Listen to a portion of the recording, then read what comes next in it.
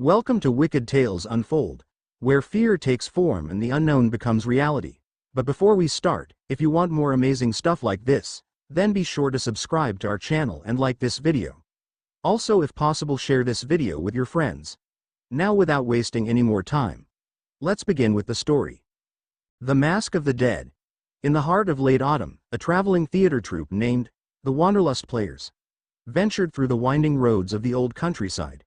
They were known for their dramatic performances and vibrant costumes, but their latest journey into an obscure village promised more than just applause.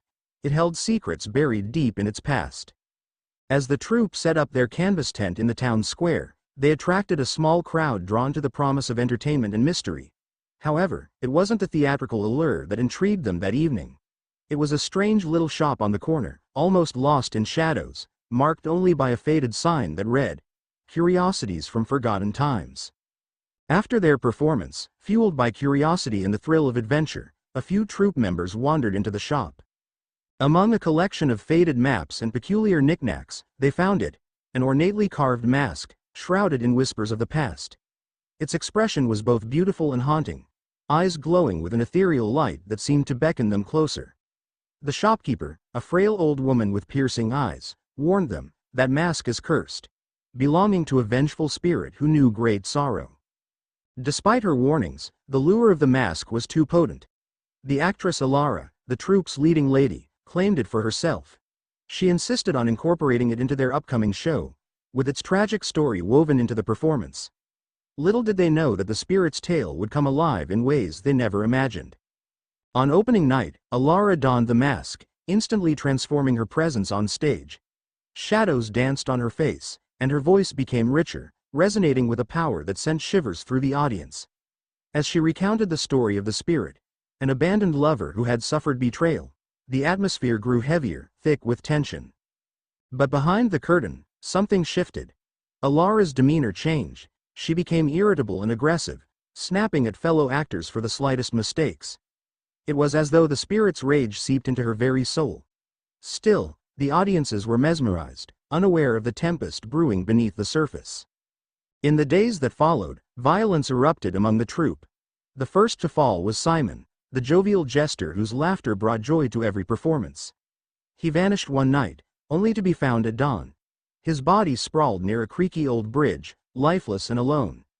The villagers murmured that he echoed the tragic death of the spirit's beloved, whose body was never recovered after being thrown into the very river that ran beneath that bridge. The group mourned Simon while Alara's transformation deepened. One by one, the troupe members succumbed to the spirit's wrath. Lila, the sweet-hearted dancer, slipped into the woods, only to be found hours later hanging lifeless from a tree, as though the spirit's heartbreak had claimed her in a twisted revenge, just as the lover had been abandoned beneath the very boughs. As the Mai's end scene grew darker, the remaining members of the troupe found themselves tethered by fear yet anchored by fate. Each night, Alara wore the mask in performances that felt increasingly disconnected from reality. The audience's applause shattered the air, but they remained ignorant of the dread enveloping the players. In a desperate attempt to break the curse, the remaining actors banded together. They pieced together the elements of the spirit's story, uncovering layers of betrayal, love, and loss. They realized that the mask was not only a representation of the spirit's anguish but a vessel of its unfinished business. Betrayed and lonely, the original owner sought to reclaim the love lost, dragging the troupe into her tragic tale.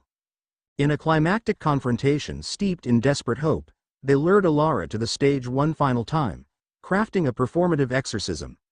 They stripped her of the mask, revealing a fractured woman beneath, torn between the spirit's rage and her own humanity.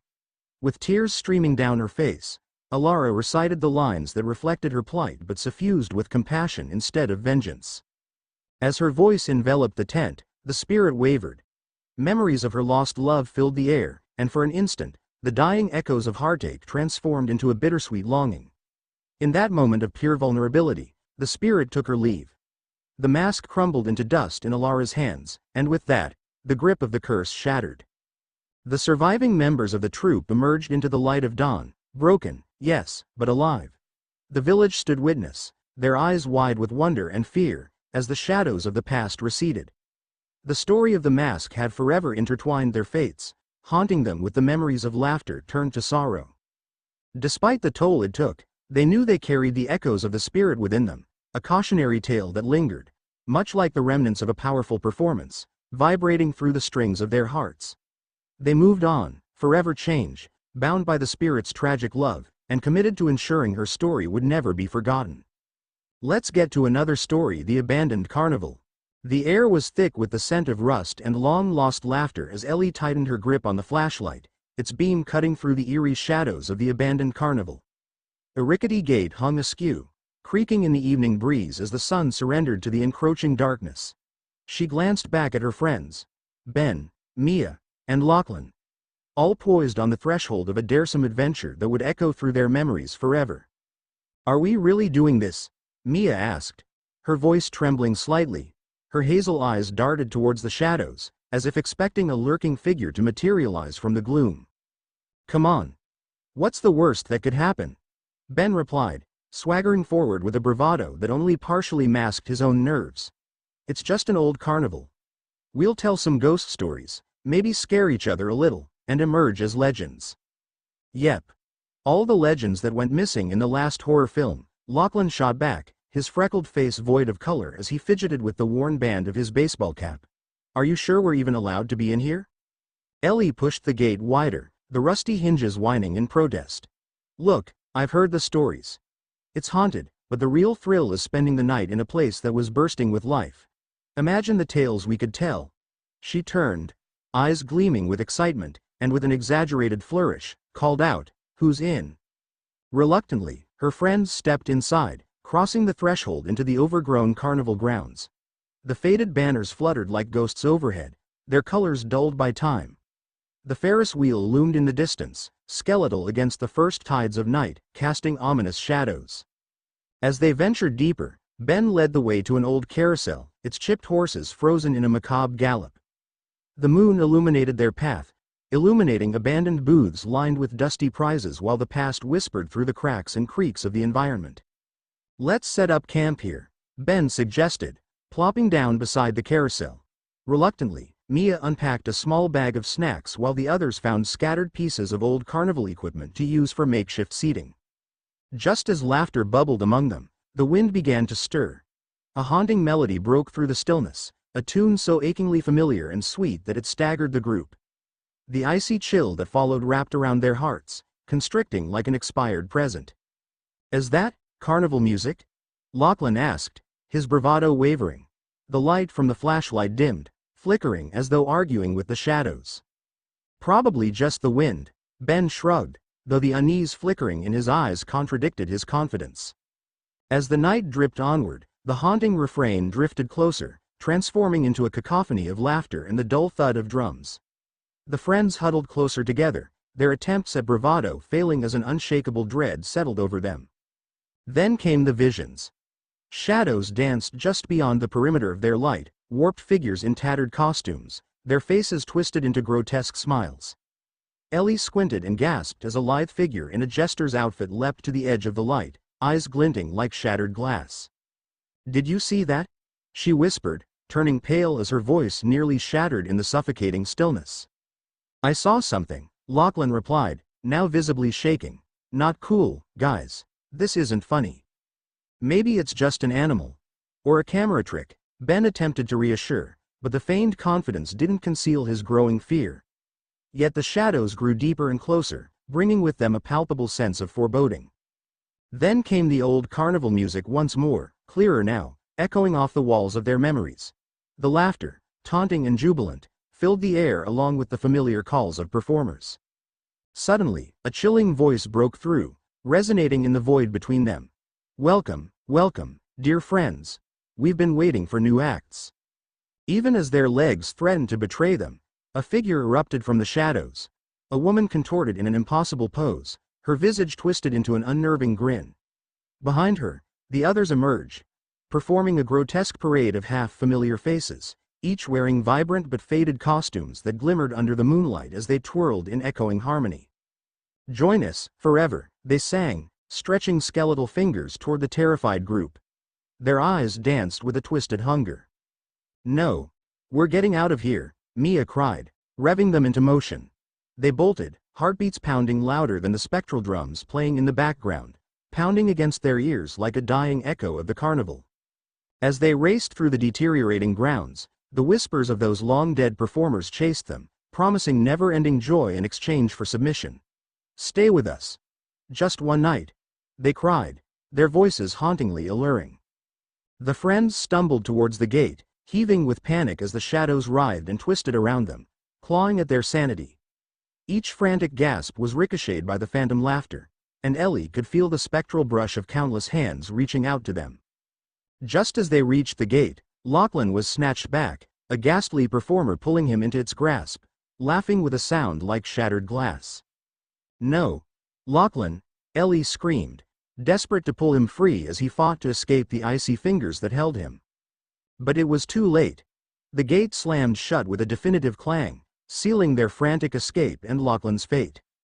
The remaining three stumbled back onto the empty street, breathless and hollow, forever haunted by the echoes of carnival music laid thick in their memories.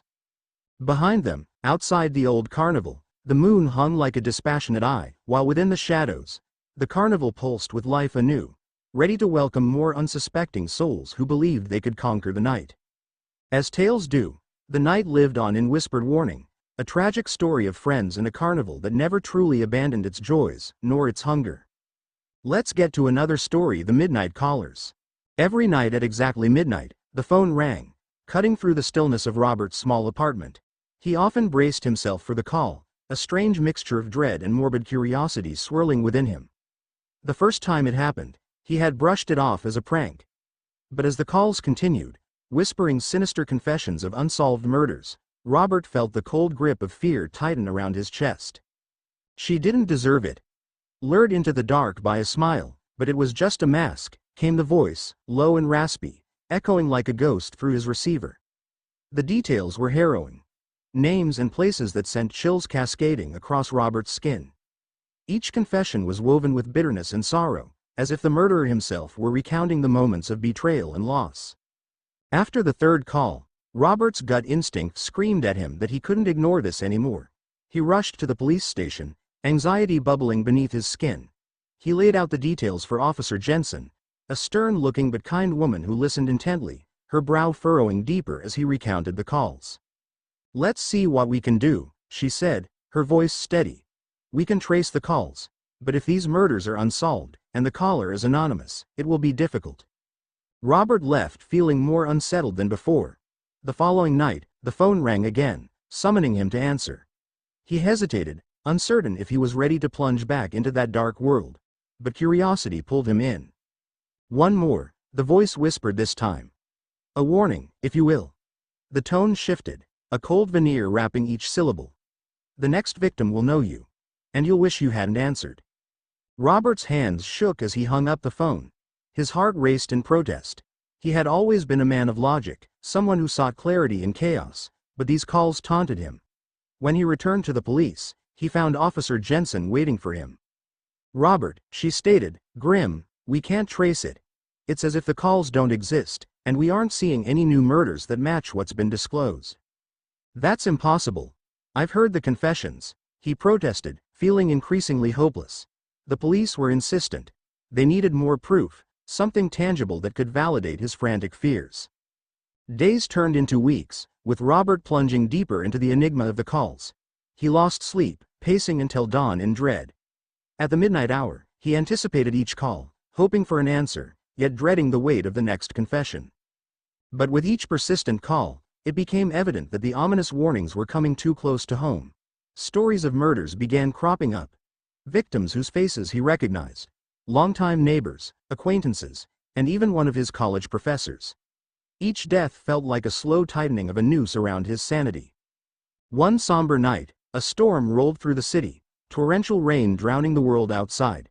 Just as the clock struck midnight, Robert's phone screeched to life. "She trusted you, Robert.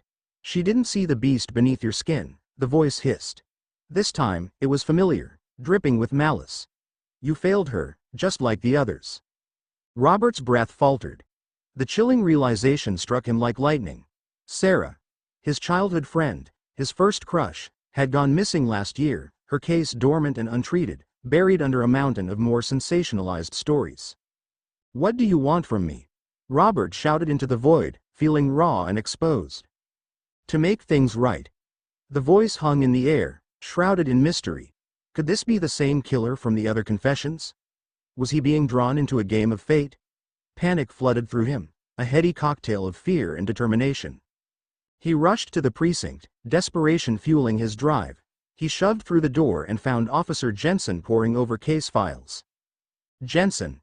It's Sarah. I know who did it," he gasped, breathless. "What do you mean?" she asked, her eyes searching his. "There's a connection. Someone among us, someone who knows me," he explained his theory, pacing like a caged animal, and Jensen quickly pulled out a list of suspects. As they combed through the names, the phone rang again, causing Robert to jump. In a fit of impulse, he answered it on speakerphone, heart pounding in his ears. "You shouldn't have done that." The voice swirled around them, chilling the air. "Stop it!" Jensen shouted into the phone. "Tell us who you are." But the voice chilled her bones. "This is just the beginning. You're closer than you think." A knock on the precinct door cut through the tension. It was a plainclothes detective, his face pale, holding the news that would shatter Robert's world. The killer was someone he knew well, a friendly face who had been in his life all along, buried beneath layers of friendship and trust. As Robert's reality shattered, he felt the pull of darkness lurking beyond the strings of fate. The confessions had led him home, but at what cost? The calls might have ceased, but the haunting memories of the dead would forever echo, whispering their tragic stories, and the man who had danced with terror would need greater strength to step into the light once more. Let's get to another story: the Scarecrow's Curse. In the heart of a sprawling green valley, nestled between rolling hills and golden fields of corn, lay the small farming town of Windvale. The townsfolk took pride in their annual harvest festival, a time when they would honor the fruits of their labor and celebrate the bounty bestowed by the land. However, the most celebrated and peculiar tradition involved the placing of scarecrows. Each family crafted a unique scarecrow to be placed in the fields, watching over their crops and warding off the crows eager to feast. As the sun dipped below the horizon one crisp October evening, casting long shadows across the fields, the townspeople gathered to place their scarecrows in preparation for the upcoming festival.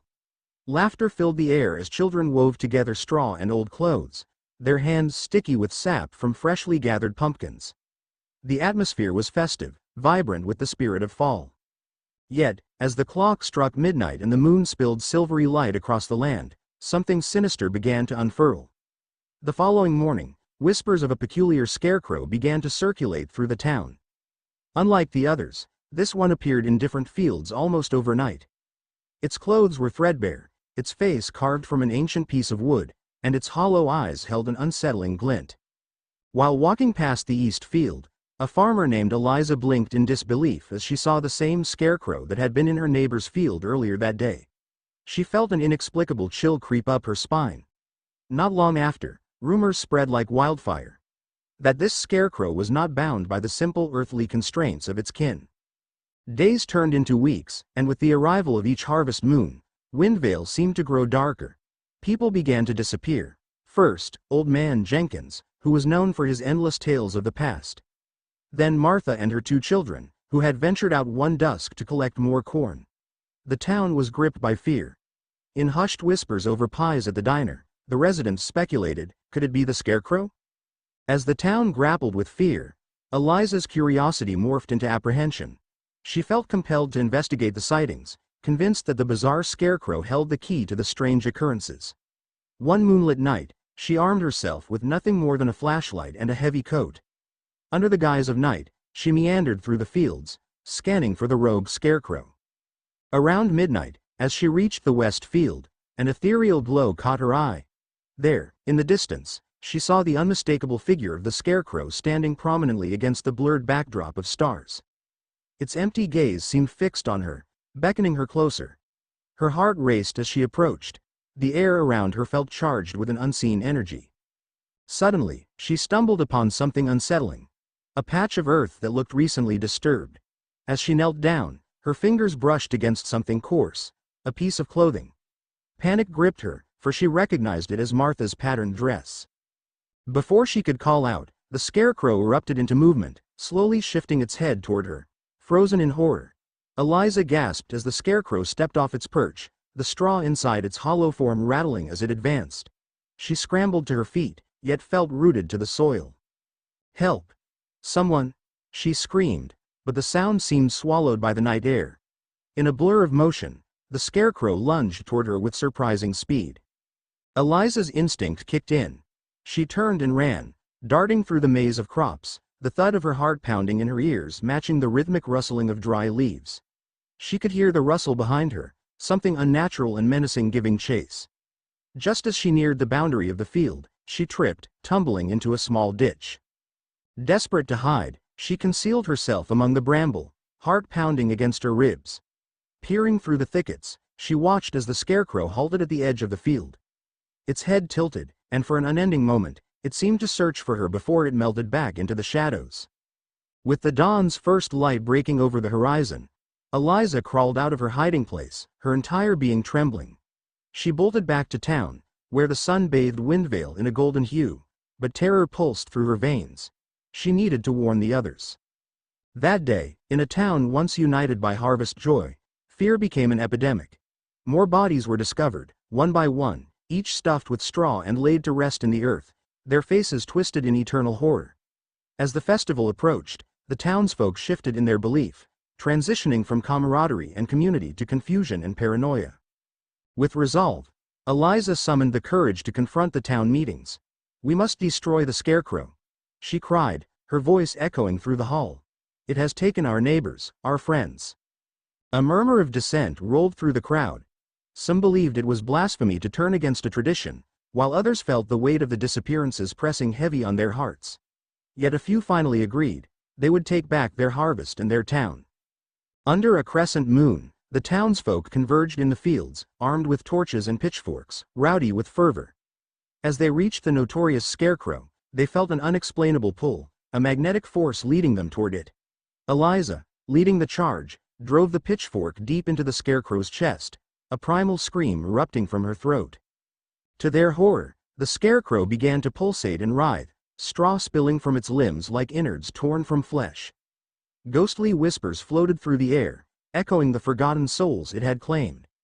The townsfolk watched, transfixed, as the scarecrow exploded into a cloud of feathers and straw, the remnants scattered like echoes of the missing townsfolk. The haunting cries of those lost faded into silence, and for the first time in weeks, Windvale breathed freely. They returned home, weary yet exhilarated, united by a newfound strength forged in the fires of their darkest night. The harvest festival approached, and though they mourned the loss of their loved ones, they chose to celebrate the resilience of their spirits. As they placed new scarecrows in the fields, this time with caution, heart, and remembrance, the townsfolk vowed that the legacy of Windvale would never again be haunted by despair. The tradition would carry on, but with a more profound understanding of their past, a reminder that they must always protect their home against the shadows that lurk just beyond sight, where the harvest calls. Let's get to another story: the living mannequins. Clara and Ben had always dreamed of opening their own shop, breathing life into a forgotten space with their creativity and passion. With the last remnants of their savings, they took a leap of faith, purchasing Catherine's Couture, a quaint yet dusty old clothing store located on the corner of Maple and 4th. The shop had been closed for years, but its walls whispered stories of style and elegance, and the couple was determined to revive it. They worked tirelessly, peeling layers of old paint, dusting off vintage dresses, and reimagining the space with modern flair. As they arranged the last few mannequins in the front window, they admired the ethereal beauty of each figure. The shop was finally ready to open its doors. The grand opening was a modest success.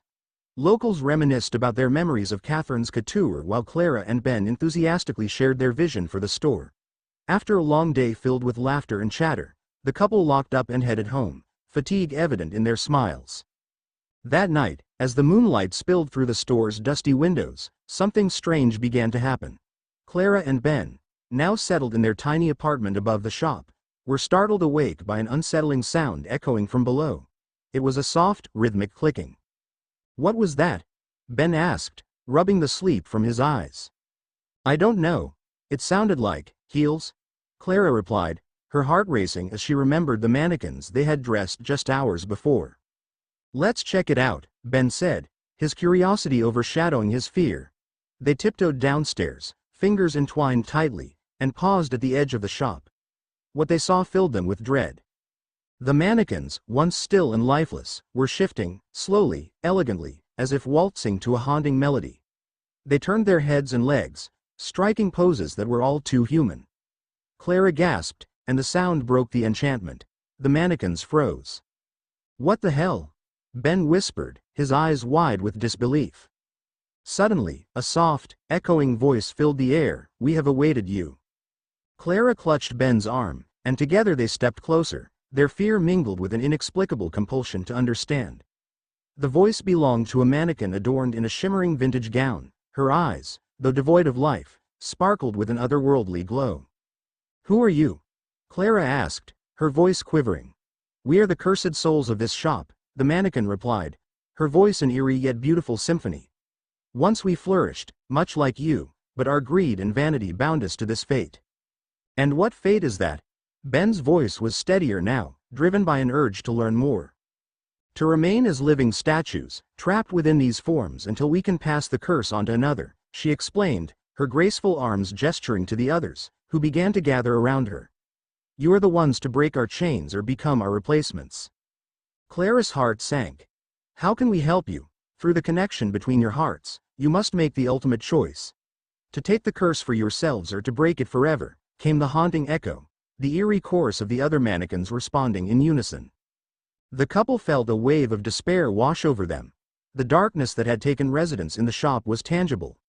They were alone, caught in a web of fate spun by those who had come before them. Yet a flicker of defiance sparked within them. "No," Clara shouted, her voice echoing off the walls, "we refuse to be pawns in your game." With newfound resolve, Ben stepped forward, holding Clara's hand tightly. "We will find a way to break this curse.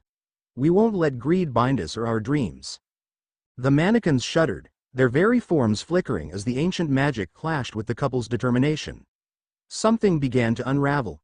Threads of magic intertwined with the fabric of the shop, glowing fiercely. It was a battle of wills, human spirit against the ominous curse. As their determination solidified, Clara and Ben reached out to the mannequins.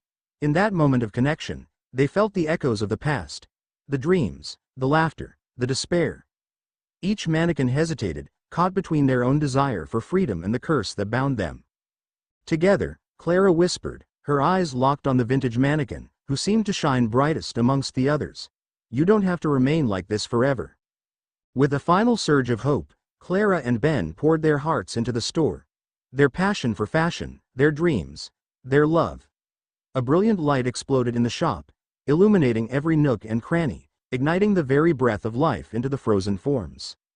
As the energy settled, the mannequins transformed, their features shifting from cold plastic to warm flesh, contagious smiles replacing hollow expressions. They were free for the first time in decades. The former shop owners embraced Clara and Ben, tears of gratitude glistening in their eyes. "You have broken the curse. You have chosen compassion over greed," the first mannequin spoke, her voice now rich with emotion.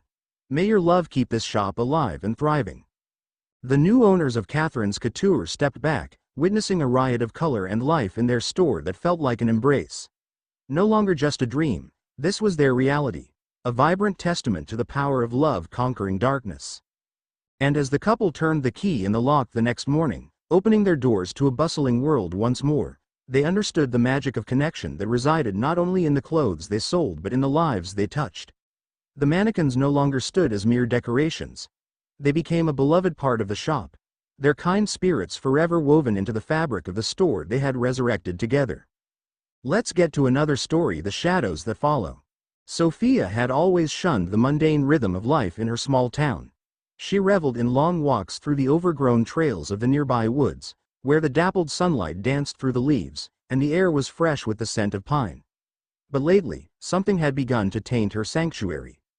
It started with a flicker at the edge of her vision, a brief distortion in the air, a shape too nebulous to grasp. It was so fleeting she dismissed it as a trick of the light or perhaps an errant figment of her imagination. But the fleeting moments gradually grew more pronounced. Shadows began to slip between the trunks of trees as she meandered through the woods, their movement fluid and unnatural. With each glance, the dark forms seemed to inch closer, darting away just as she turned her head. At first, Sophia brushed off her unease, attributing it to the stress of her work as an artist. An upcoming exhibit weighed heavily on her mind, demanding her creativity in ways that left her exhausted. Perhaps the shadows were merely manifestations of her frayed nerves, she reasoned. But deep down, she felt a sense of foreboding that she couldn't shake. Days turned to weeks, and those dark figures began to adopt more distinct shapes, the suggestions of limbs and angles sharpening into something almost recognizable.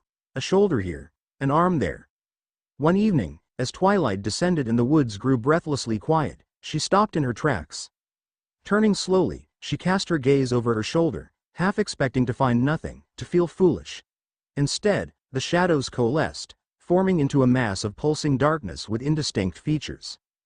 Her breath caught in her throat, and instinct kicked in. Sophia turned back, sprinting toward her car, fleeing from whatever presence lurked behind her. She didn't stop until she was safely inside, the engine revving angrily as she peeled out of the gravel parking lot. But as she glanced into her rearview mirror, there it was. Like an inkblot on the glass, that dark whorl pulsed at the edge of the wood, almost waiting. That night, sleep eluded her. As she lay in the stifling darkness of her bedroom, shadows played tricks on her mind. They slithered along the walls, whispering secrets in voices she couldn't decipher. Finally, unable to withstand the claustrophobic feeling of her four walls, Sophia grabbed her coat and went outside, hoping the fresh air would clear her thoughts. Outside, the night was a symphony of crickets and rustling leaves, yet a primal shiver tingled down her spine. The figures had moved closer. They danced just beyond the light cast by her porch. Dark, shifting shapes, veiled in mystery, their forms looming larger and more distinct, as if they were actively seeking her attention. "No," she whispered, shaking her head, "you're not real." But reality warped around her. The figures drew nearer, reaching a point where their presence wrapped around her, suffocating yet beckoning her from the corners of her fractured mind. Desperation ignited a spark of anger within her, and she stepped forward into the darkness. "What do you want?" she demanded. "Why are you following me?" There was silence, a heavy stillness, and then, abruptly, the shadows surged closer. Black tendrils rose like smoke toward her, wrapping around her wrist, her ankles, pulling her deeper into the opaque grasp of the night. Panic surged through her. She fought against it, the darkness and the fear intertwining until she cried out. In response, the figures fell back, retreating for a fleeting moment, morphing into a swirling mass that surrounded her like a storm. Then, paradoxically, they coalesced into a single shape. A memory from her past. There stood a version of herself she hadn't seen in years, a reflection of her former self, heavy laden with regret. "I've wanted you to see me," the figure said, its voice a haunting echo. "You've been running away. Running from your fears, your creativity, your own shadow." In that moment, realization dawned. The shadows were not potential threats but echoes of her innermost fears, manifestations of her insecurities and the shadows of her past that she had never confronted. As the truth washed over her, the darkness began to recede, the heightened fear transforming into understanding. "I'm not afraid of you," Sophia said softly, reclaiming her own strength. "You're a part of me." With each word, the figures retreated further into the night until they dissipated completely. She stood alone beneath the vast blanket of stars, the weight rolling off her shoulders like an unshackled burden. The woods felt alive again, the rustle of leaves now a soothing balm instead of a cacophony of dread. From that night forward, Sophia embraced the tumult of her thoughts, channeling them into her art, weaving light into the darkness. The shadows would always linger, but now they served as a reminder. Reminders of the complexity of life and the beauty that arose from facing one's fears. As she walked amidst the trees, she understood that sometimes, to move forward, one must first walk alongside the shadows lurking just behind. Let's get to another story: the endless highway. The headlights of Jackson's sedan cut through the darkness like a knife through thick fog. The hum of the engine was a steady companion, accompanied by the faint sound of classic rock on the radio, the only semblance of warmth in the cold night. He glanced at the digital clock on the dashboard. 1:42 a.m. A sense of unease crept into his chest, tightening like a vice. It had been hours of driving on this deserted stretch of road, lined with tall, gnarled trees that whispered secrets to the wind. Each bend in the road revealed nothing but more of the same, endless asphalt stretching into the void, with no sign of civilization in sight. Jackson's stomach churned, so he decided to turn around. He saw one of the dimly lit roadside markers, a battered wooden sign. It was too far gone for anyone to read, but it seemed to mock him, as if it knew the futility of his situation. He made a U-turn and soon found himself back at the very point he had begun, a dilapidated gas station that looked like it belonged to another era, its rusty pumps frozen in time beneath the glowing beam of his headlights. "What the hell?" he gasped, pulse quickening. After taking a few moments to collect himself, he steered away from the gas station, determination replacing confusion. He drove for another hour, but soon the trees seemed to close in tighter, and the whispering winds turned into low, haunting growls. An animalistic chant urging him to stop. Then he saw them. At first, they were just shadows at the periphery of his vision, blurry figures standing still, grotesque shapes that seemed to meld with the darkness and then fade into the trees. But as he passed, more came into view, revealing themselves under the flood of his headlights. They were deformed messes of limbs and protruding bones, faces twisted in a perpetual, rictus grin, eyes hollow yet glistening in the light. Jackson's breath caught in his throat. He slammed on the brakes, heart pounding in his ears, and turned back to get away from the window that bore witness to nightmares. He felt the weight of their gaze press against him, a palpable fear that rooted him to his seat. They were not just watching. They seemed to anticipate his next move, as if they communicated with one another through telepathy and synchronized their eerie movements to close in around him. "Stay calm. Just turn around again," he muttered to himself, though the tremor in his voice betrayed him. Through gritted teeth, he forced the car to turn once more, but before he could accelerate away, the figures surged forward, advancing with a jerky, unnatural rhythm. The trees began to shift subtly, their branches twisting closer, as if to trap him within a cage of shadows. Every time he tried to escape, drove faster or wrenched the wheel in the opposite direction, he found himself precisely where he began, not just back at the gas station but ensconced in a loop tangled in time and space. It was a cosmic trick, a sinister game with rules he did not understand, and always those twisted figures danced at the edge of his vision, growing bolder, inching closer. Panic spiraled inside him, and he screamed into the empty night. The deafening void, once his ally, now laughed at him mockingly. His mind raced, plotting escape, but all avenues led back to the grotesque congregation of figures watching him, and the heavy anticipation that clung in the air. In that moment, a thought broke through the fog of his dread. There had to be a way out, some hidden truth to this nightmare. He recalled the old tales he'd heard over bonfires and drunken bravado, stories about roads that twisted space and time, where sacrifices were demanded, and choices were key. He took a deep breath, summoning every ounce of courage, and steered the car off the asphalt into the gloom of the trees, where he felt the figures thin out behind him. As the tires crunched over branches and unseen roots, he felt an eerie calm descend, resulting from the decision to defy what was meant to be unbreakable. But deep in the woods, the silent stillness soon morphed into a suffocating stillness. The air thickened, entangling him in an unseen net where every breath drew closer to the prick of panic moment. Yet he persevered, keeping steady on through gnarly trunks and shadows that loomed but never reached.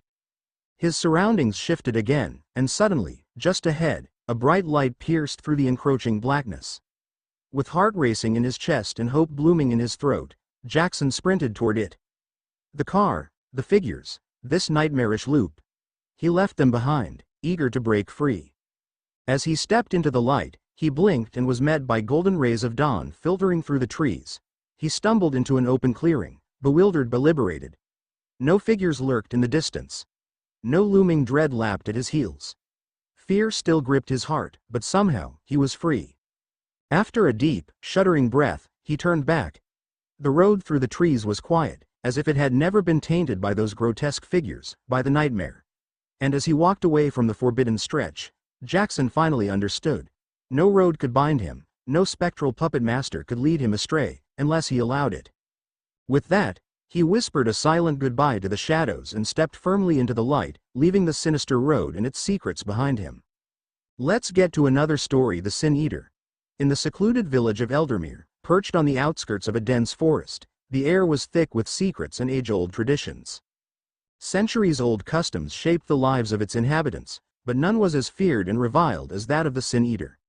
The village's way of life depended upon this sacrificial role, a solemn duty that involved absorbing the sins of the deceased. When a villager died, the sin-eater took upon themselves the burdens of the departed soul, allowing the living to continue in relative peace. The day of the selection for the new sin-eater approached as the leaves began to turn, painting the world in hues of orange and crimson. The elders of Eldermere gathered around the cracked stone altar in the village square, their faces grave and somber. They whispered the name of the one who would take on this harrowing role, Leah, a young woman known for her kindness and gentle spirit. With a heavy heart, she stepped forward, knowing how ancient tradition held power over their lives. Leah was not the first sin-eater, but she was determined to uphold her duty as it had always been done. The village had raised a good harvest, and the last week had seen the passing of Old Man Harrow, a recluse who was thought to have lived a life of modest sins. As the sun dipped into the horizon, casting long shadows across the village, Leah performed the ritual. Kneeling by the aged tree around which the villagers had long gathered, she consumed a small piece of bread soaked in the deceased's spiced wine, a symbolic act of swallowing his sins. At first, the experience was subtle, a mild discomfort settling in her chest as a shiver trickled down her spine. The villagers watched with a mixture of reverence and trepidation. But soon, the whispers of Old Man Harrow's darker deeds coiled around her mind like smoke. As the days passed, the burden of her new role grew heavier. When she closed her eyes, visions flooded her thoughts. They started innocuously enough. Fleeting shadows of petty grievances and whispered rumors regarding lost gambles and abandoned friendships. However, each sin dislodged within her echoed and multiplied, manifesting tangible forms in her waking life. The first real vision came one stormy night. As she huddled under a threadbare blanket, the fireplace sparking with embers, she saw them, a swarm of twisted figures, their faces contorted with rage, accusing her of harboring their betrayals. Each had taken the shape of someone from Old Man Harrow's life, the echoes of those he had wronged materializing into ghastly specters. They howled at her as they clawed at the air, a cacophony of condemnation that echoed through her mind. With each soul she consumed, more visions clawed their way into her reality. The vibrant colors of the village dulled, replaced by shades of gray and dread, as if every joy had been siphoned from the world around her. Children's laughter turned to shrieks when the spirit of a young girl, lost in an accident, appeared above them, her hollow eyes brimming with unquenchable sorrow. As the village prepared for the harvest festival, Leah realized she was unable to attend. She could not subject the villagers to the horrors of what she had become. She kept herself cloistered in an abandoned barn, her mind swirling as grotesque figures consumed her thoughts, each one accompanied by tales of cruel betrayals and dark longings. Bitter fists raged against her spirit, and their voices filled her with a pulsing madness. Her isolation did not go unnoticed. The village elders, concerned for her well-being, decided to pay her a visit. As they approached, the wails of the tormented echoes overwhelmed Leah, their forms rising like smoke around her. She was caught in a web of their stories, unable to break free. The elders, witnessing this harrowing spectacle, recoiled in fear as shadows danced around her, grotesque and terrifying. "Please, I am only trying to help," Leah cried, her voice a mere whisper over the wails of rage. "I did not choose this." But there was no solace, only the gnawing guilt and fear. The elders, stricken by the chaos of her transformation, retreated, sealing the barn door behind them, leaving Leah to grapple with what she had absorbed. Days turned into weeks, and the burden of harvesting the sins consumed her. She bore the weight of the village's darker actions. Infidelities, betrayals, and jealousies twisted into monstrous forms. A grotesque family that wouldn't let her rest. With each sin, each soul she swallowed, the visions grew larger, snarling endlessly for release from their bonds. Despairing and desperate, she could find no respite. It was then that an idea flickered to life in her tormented heart. Perhaps, if she could confront the monsters directly, she could lessen their hold over her. It was a gamble, a chance to find peace in the chaos forged from others' wrath. On the night of the harvest festival, while the villagers rejoiced with candlelight and laughter, Leah stepped into the shadows of the forest, beckoning the wails to follow. As they materialized, she stood tall, summoning strength from the depths of her anguish. Trembling voices echoed, questioning her resolve, yet she declared, "I will carry your pain, but I will not be your prison." The wind stirred and the wraiths recoiled, their forms shimmering as she spoke. It was a declaration of agency. In recognizing them as her burden, she parted the veil that had bound them to her. One by one, their stories tumbled from her lips, each terrifying sin released into the air like fireflies at twilight, weakened by acknowledgement until they flickered out of existence. The shadows lessened, transformed from monstrous forms into memories, fleeting, soft. Exhausted yet exhilarated by her feat, Leah stumbled through the savaged forest to the village, where the celebratory lights flickered like stars above. She carried with her the remnants of the sins absorbed, but their monstrous shapes no longer haunted her. Instead, they became whispers of lessons learned. As she rejoined her people, the village, once tethered to dread, embraced her anew. No longer the sin-eater, but a bearer of their collective truths, Leah found a fragile peace. She had braved the darkness and emerged, not wholly unscathed, but as a voice bridging shadow and light, forever intertwining their fates. Let's get to another story title, The Enigma of the Missing Teeth. Dr. Emily Hartman was the kind of dentist who dedicated every waking moment to her practice. Her quaint office, nestled in a quiet suburban neighborhood, was more than a workplace. It was a sanctuary where children, anxious adults, and seniors alike found relief from their dental woes. As the sole practitioner, she prided herself on her ability to connect with her patients, listening to their stories while making their experiences as comfortable as possible. One evening, as she finished up paperwork in her cozy office, the phone rang. It was Mrs. Jenkins, a longtime patient who sounded frantic on the line. "Dr. Hartman, my teeth are falling out, just like that," she exclaimed. "Mrs. Jenkins, it's okay. Let's set an appointment for first thing in the morning." "No, you don't understand. I woke up with a hole in my mouth. I don't know what's happening." Before she could assure Mrs. Jenkins that she would get to the bottom of it, the older woman hung up, panic evident in her voice. Emily scheduled an appointment for the morning but found her heart racing. That wasn't the first time she had heard of this peculiar problem. Over the past few weeks, her office had seen an unprecedented surge of patients reporting similar issues. Curiosity piqued, Emily decided to investigate. The following day, she saw not only Mrs. Jenkins but also a young mother, Kelly, and her son, Timmy, who both complained of missing teeth overnight without any pain or apparent cause. Each patient's tale became more disturbing. Mothers described finding their children's teeth lost in strange places, often with odd symbols carved nearby.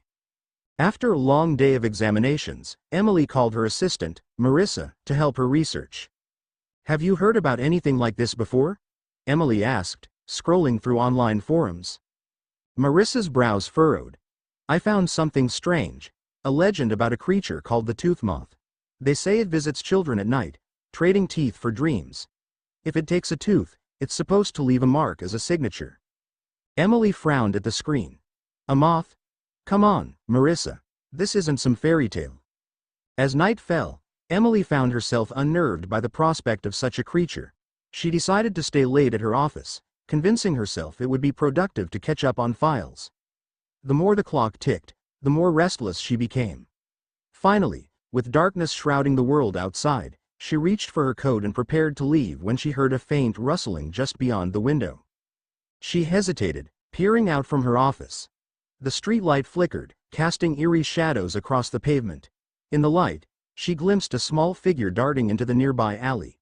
She grabbed her keys and instinctively followed. Outside, her heart pounded as she moved carefully toward the alley, the air thick with tension. The shadows danced as the figure, small and cloaked, disappeared around another corner. Emily quickened her pace, curiosity pushing her forward. Suddenly, she stumbled upon something that made her blood run cold.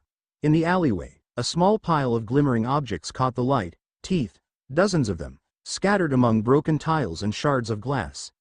In the center of the pile was a dark cloak, and at the base, intricate marks etched into the ground, just as the patients had described. As she moved closer, she heard a soft, almost melodic whisper.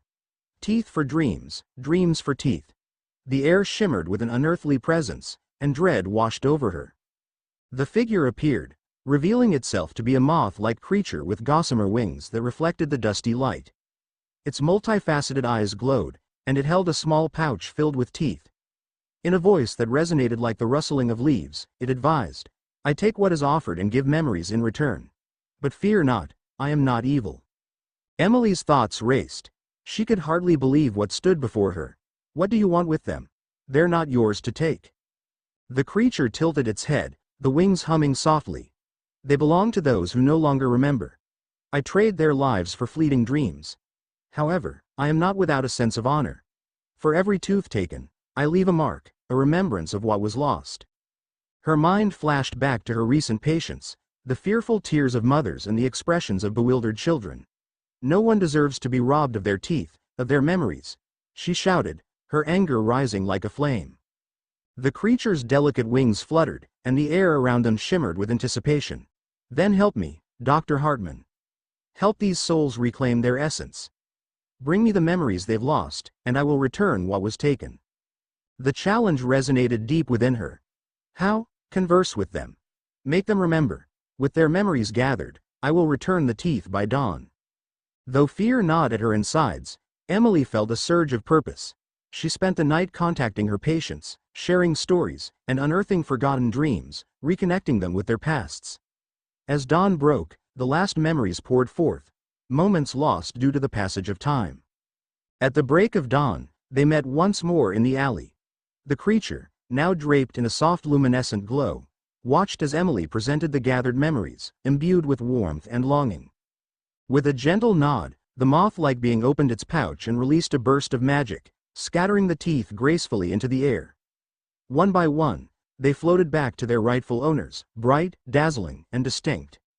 As the creature began fading into the morning light, it whispered softly, "Remember, Dr. Hartman, we all lose and gain. Comfort yourself with dreams, for even in the dark, hope guides our paths."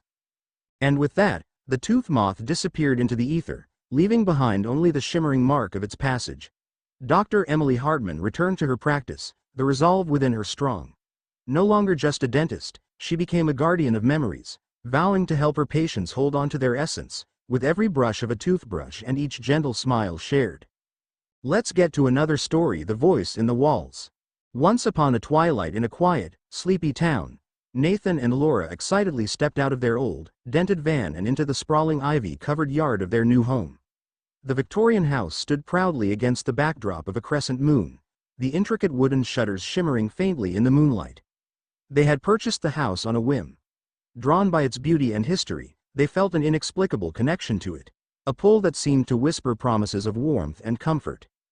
The first few nights were peaceful, filled with laughter and the clinking of wine glasses as they settled into their new life.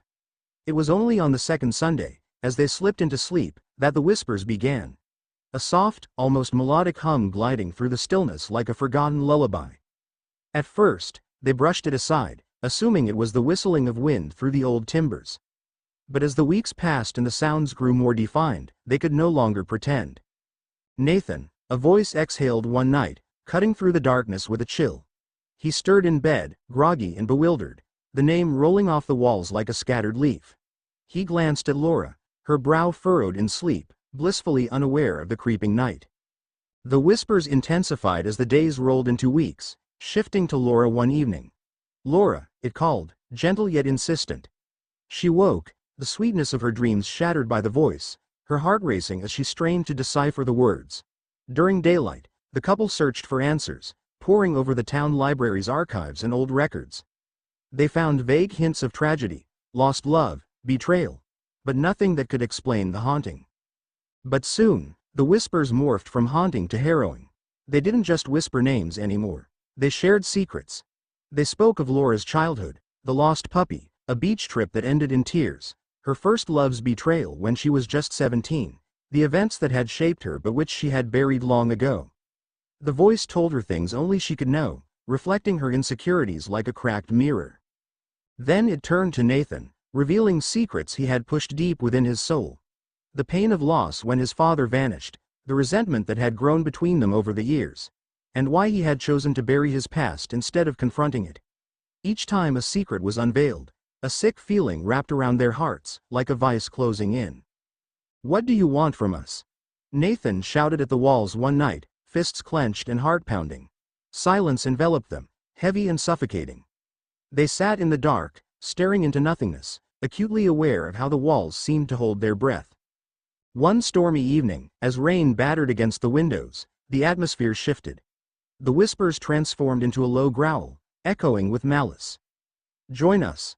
Forever, it hissed, a guttural voice weaving through the cracks, more chilling than any ghostly apparition. The couple leapt from their bed, fear eclipsing their earlier curiosity. They placed their hands on the walls, only to feel an unholy warmth radiating from within them, as if the house itself was alive and glaring back at them. "What do we do?" Laura trembled, her previous confidence now stripped from her. "We leave," Nathan said, adrenaline shooting through him like a jolt of lightning. They scrambled down the stairs, heartbeats clamoring like drumbeats in their throats, but it was there that the house caught them, shifting and changing. The doorway seemed to elongate, twisting behind them as if the very structure was ensnaring them. "No one escapes," the voice beckoned, swirling around them like a tempest. "You sought history, now history seeks you." Frantic, they raced back to the upper floor, intent on finding the attic. Old houses often had secret spaces. Maybe there was something hidden, some talisman of protection left behind by those who had been claimed before them. They climbed the creaking stairs, the whispers echoing louder, forming words of anger, impatience, and rage. In the attic, dust motes danced in the fading light, and they rummaged through old trunks. Among the moth-eaten fabric and forgotten trinkets, Laura discovered a weathered diary, its pages yellowed and fragile. As she opened it, the whispers fell momentarily silent, holding their breath as if waiting. The diary belonged to a woman named Eleanor, who had lived in the house over a century ago. Her words spoke of the entity that resided within, a being so ancient that it fed off the emotional currents of its inhabitants. "It waits," she had written. "It knows our fears, our sorrows. It feasts on the pain we bury deep." They glanced at each other, realization dawning. This being had existed long before them, waiting for souls with scars to call its own.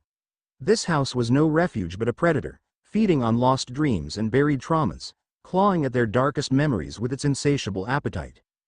With courage fueled by fear, they united to confront it. "We know you," Laura cried, strength igniting within her as she held the diary high. "You can't have us." At her words, the house trembled.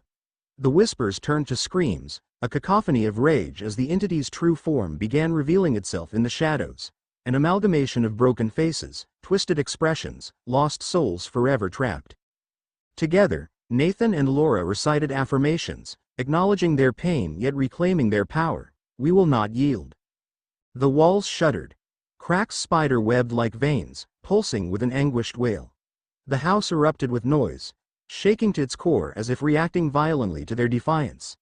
They turned, racing down the stairs as the foundation groaned and the ceilings screamed, seeking to ensnare them one last time. At the entrance, as they burst through the threshold, the wave of despair and anger crashed behind them, the house echoing with its final cry. The ground opened, swallowing screams and shadows into the darkness. As dawn broke, Nathan and Laura stood outside the house, panting in the pale light, hearts racing with the thrill of survival. Behind them, the old Victorian stood silent, its beauty intact, yet an echo of a deeper sorrow reverberated among the walls. Hand in hand, they walked away, leaving the nightmares to their graves, vowing never to return. For they understood now, some places are better left undisturbed, holding secrets not meant for the living. Thank you for watching and subscribe for more horror stories.